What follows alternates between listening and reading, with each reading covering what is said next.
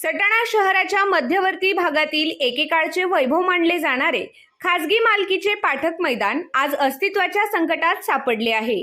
Cricket, volleyball, सांस्कृतिक कार्यक्रम, राजकीय सभा आणि नागरिकांच्या दैनंदिन विरंगुळ्याचे प्रमुख केंद्र असलेले हे मैदान आता मोकाट जनावरांचे आश्रयस्थान बनले आहे। परिणामी शहरातील नागरिक, विद्यार्थी, ज्येष्ठ नागरिक आणि लहान मुलांसाठी हे मैदान असुरक्षित ठरत चालले आहे। सकाळपासून सायंकाळपर्यंत या मैदानावर खेळाडू, नोकरदार, डॉक्टर, वकील आणि महाविद्यालयीन विद्यार्थी यांची वर्दळ असायची। शहराच्या सामाजिक आणि सांस्कृतिक जीवनाचा अविभाज्य भाग बनलेल्या या मैदानावर अनेक ऐतिहासिक सभा देखील गाजल्या आहेत। तत्कालीन गुजरातचे मुख्यमंत्री, आजचे देशाचे पंतप्रधान नरेंद्र मोदी, माजी केंद्रीय कृषी मंत्री शरद पवार, मुख्यमंत्री देवेंद्र फडणवीस, उपमुख्यमंत्री एकनाथ शिंदे तसेच केंद्रीय मंत्री नितीन गडकरी यांसारख्या दिग्गज नेत्यांच्या सभा येथे पार पडल्या आहेत। मात्र आज परिस्थिती पूर्णतः बदललेली दिसते। शहरातील विविध भागात दिवसभर भटकणारी मोकाट जनावरे सायंकाळ होताच पाठक मैदानावर एकत्र जमतात।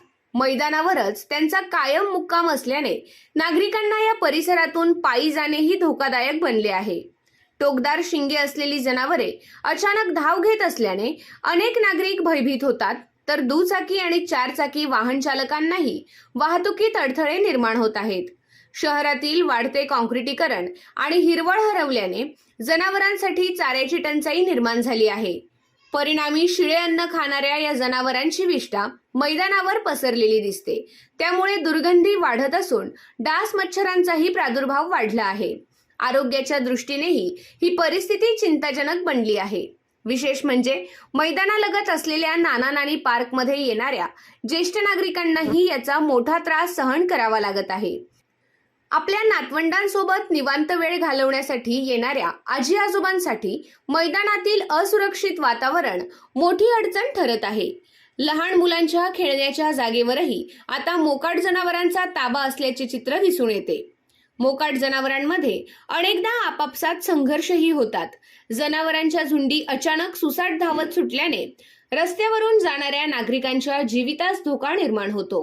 मैदानाच्या चारही बाजूंना दाट लोकवस्ती असून परिसरात विद्यमान व माजी लोकप्रतिनिधींची संपर्क कार्यालये तसेच अधिकारी व प्रतिष्ठित नागरिकांची निवासस्थाने आहेत। तरीही या गंभीर समस्येकडे प्रभावीपणे लक्ष दिले जात नसल्याची भावना नागरिकांमध्ये व्यक्त होत आहे। जनावरांच्या मालकांनी त्यांची जबाबदारी स्वीकारणे अपेक्षित असताना प्रत्यक्षात मात्र जनावरे मोकाट सोडली जात असल्याचे चित्र दिसते। प्रशासनाकडून ठोस उपाययोजना न झाल्यास परिस्थिती आणखी गंभीर होण्याची भीती व्यक्त केली जात आहे। दरम्यान पाठक मैदान खासगी मालकीचे असल्याने त्या ठिकाणी निवास बांधकामांची प्रक्रिया सुरू झाली आहे।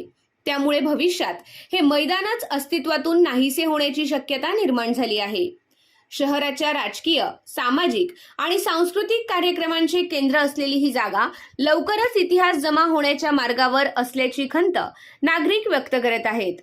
आज सटाणा शहरातील ज्येष्ठ नागरिक, महिला, विद्यार्थी आणि क्रीडाप्रेमी प्रशासनाकडून ठोस हस्तक्षेपाची अपेक्षा बाळगून आहेत। शहराची ओळख असलेल्या पाठक मैदानावर बंगले उभे राहत आहेत। यामुळे मोकाट जनावरांच्या समस्येवर कायमस्वरूपी उपाययोजना करण्यासाठी तातडीने पावले उचलण्याची गरज निर्माण झाली आहे। शहरातील सांस्कृतिक आणि राजकीय कार्यक्रमांची साक्ष देणारी ही जागा इतिहास जमा होणार आहे। शहराचा सांस्कृतिक आणि राजकीय वारसा जोपासण्यासाठी हक्काचे मैदान शोधण्याची वेळ आज येऊन ठेपली आहे। त्यासाठी आजचे राजकर्ते धडपड करतील का, असा सवाल तरुणाईकडून विचारला जात आहे।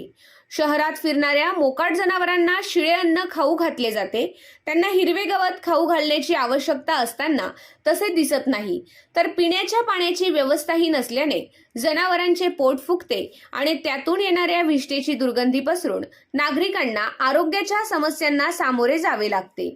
यासाठी ठोस उपाययोजना होणे गरजेचे आहे।